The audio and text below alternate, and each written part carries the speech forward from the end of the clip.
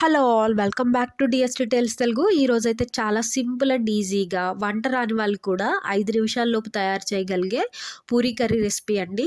ఇది పూరీలోకే కాదండోయ్, దోస, చపాతీ మరియు పరోటాలకు కూడా పర్ఫెక్ట్ కాంబినేషన్‌లో సెట్ అవుతది.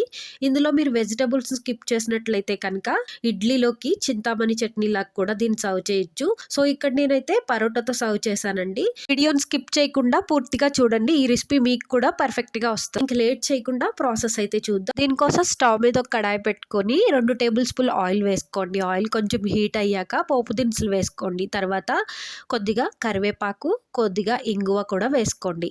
ఆ తర్వాత సన్నగా తురిమినటువంటి అల్లం ముక్కలు, 2 పచ్చిమిర్చి వేసుకోండి, సన్నగా కట్ చేసినటువంటివి. మీకు ఇక్కడ స్పైస్ ఎక్కువ కావాలంటే పచ్చిమిర్చి ఇంకొక 2 ఎక్కువ యాడ్ చేసుకోండి. ఆ తర్వాత ఇలా సన్నగా పొడవుగా చీరినటువంటి 2 మీడియం సైజ్ ఉల్లిపాయ ముక్కలు కూడా వేసుకోండి. ఇక్కడ మీరు పూరీలోకి, చపాతీ, పరోటాలోకి కర్రీ కావాలనుకుంటే కనుక ఆనియన్స్ ఖచ్చితంగా ఎక్కువ వేసుకోండి.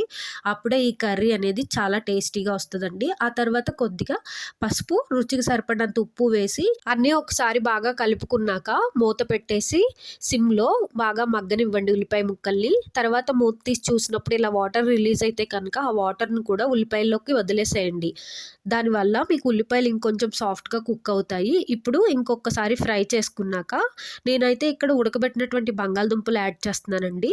మీరు బంగాళదుంపలు వద్దనుకుంటే కనుక స్కిప్ చేయొచ్చు. మీరు బంగాళదుంప అయినా, క్యారెట్ అయినా, పచ్చి బఠానీ అయినా ఇక్కడ ఏ వెజిటబుల్ అయినా కూడా మీరు యాడ్ చేసుకోవచ్చు. ఈ దుంపల్ని యాడ్ చేసుకున్నాక అన్నీ కూడా ఒకసారి బాగా కలిసేటట్టు ఫ్రై చేసుకొని లిడ్ పెట్టేసి ఇంకొక అర నిమిషం బాగా మగ్గనివ్వండి. ఈలోపు మనం మెయిన్ ఇంగ్రీడియంట్ అయినటువంటి శనగపిండి బేస్ అయితే తయారు చేసుకుందామండి. దీనికోసం నేను ఇక్కడ 1.5 టేబుల్ స్పూన్ వరకు శనగపిండి అయితే తీసుకుంటున్నాను. దీంట్లోకి ఒక అర గ్లాస్ వరకు వాటర్ పోసుకొని ఎక్కడా కూడా ఉండలు లేకుండా కలుపుకోవాలి. ఇక్కడ నేను తీసుకున్న 2 మీడియం సైజ్ ఆనియన్స్‌కి అయితే 1.5 టేబుల్ స్పూన్ శనగపిండి అయితే యూజ్ చేశానండి.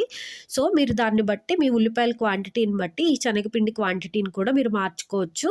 సో ఎక్కడ కూడా ఉండలు లేకుండా చక్కగా కలుపుకున్నాక మన ఉడుకుతున్నటువంటి కర్రీలోకి అయితే ఈ మిశ్రమాన్ని పోసి అలాగే ఇంకో గ్లాస్ వాటర్ కూడా వేసేయండి. వేసి ఒకసారి అంతా కూడా బాగా కలుపుకోవాలండి. అడుగు పట్టేస్తది శనగపిండి మనం వేశాక అది కింద అడుగులా పడతదనమాట. అది పట్టకుండానే మనం సిమ్‌లో ఉన్నప్పుడే కనుక అంతా ఈవెన్‌గా కలిపేసుకొని అప్పుడు ఫ్లేమ్‌ని హై ఫ్లేమ్‌లో పెట్టుకోండి. ఒక్క 2 మినిట్స్ హై ఫ్లేమ్‌లో కర్రీ ఉడికిందంటే కనుక మీకు ఇట్లాగా కన్సిస్టెన్సీ అనేది చిక్కబడుతూ ఉంటది. సో మొత్తం చిక్కబడే వరకు కూడా ఉంచకూడదండి. సో మీడియం రేంజ్‌లో ఇప్పుడు నేను వీడియోలో చూపిస్తున్నట్లుగా మీకు ఈ స్టేజ్‌లోకి వచ్చిందంటే కనుక మీరు కొత్తిమీర వేసి స్టవ్ ఆఫ్ చేసుకోండి. ఈ వీడియో నచ్చినట్లయితే కనుక తప్పకుండా మన ఛానల్ సబ్స్క్రైబ్ చేసుకోండి. Thanks for watching.